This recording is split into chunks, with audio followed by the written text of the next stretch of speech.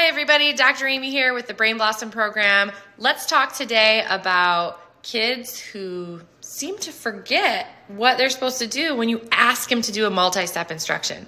So you're saying, hey Johnny, I need you to go get your socks on, get your shoes on, get your coat on, and meet me at the car. And you as a parent are saying, hey, this is something we do every day. We've done it every day for years. How can you possibly forget this? It must be a behavior.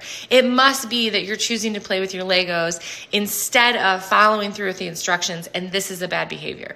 Well, of course, there's always going to be some behavior, some choice involved. But in reality, oftentimes kids that we work with where this is a chronic challenge, a chronic frustration, they are indeed having trouble maintaining the visual imagery of, oh, I have to do these multi-step instructions and not being responsive or reactive to the stimulus in their environment. So it looks like this. You say, hey, Johnny, go get your socks, your shoes, your coat on and meet me at the car. And Johnny gets his socks, maybe he gets to his shoes, and on the way to get his coat, he sees Legos. Ooh, Legos sound fun. That sounds like something I want to do. I'm reacting to the stimulus in my environment, and I'm going to do that. I'm going to engage in that. Next thing you know, mom finds Johnny playing without his coat on, definitely not at the car, playing with his Legos, and mom's frustrated.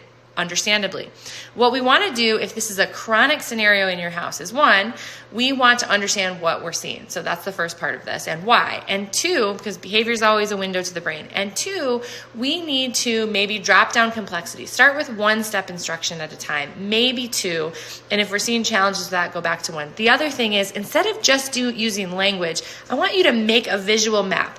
Literally draw a picture of Johnny, stick figure Johnny, putting his socks on, then putting his shoes on, then putting his coat on, then meeting you at the car. Give him the little treasure map, have him hold that and go check off the things as he goes. He has a visual imagery to guide him through the multi-steps so he doesn't have to retain that in his visual mind, in his visual memory, and then have that top-down control of not being reactive to his environment. A lot more on that. Give it a try. Let us know how it goes.